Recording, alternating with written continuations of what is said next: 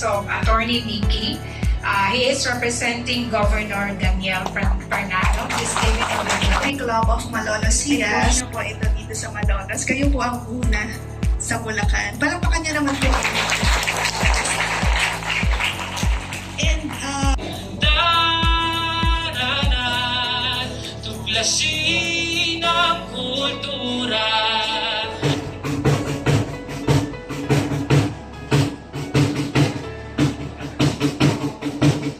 Weapons of a people striving for economic emancipation, political independence.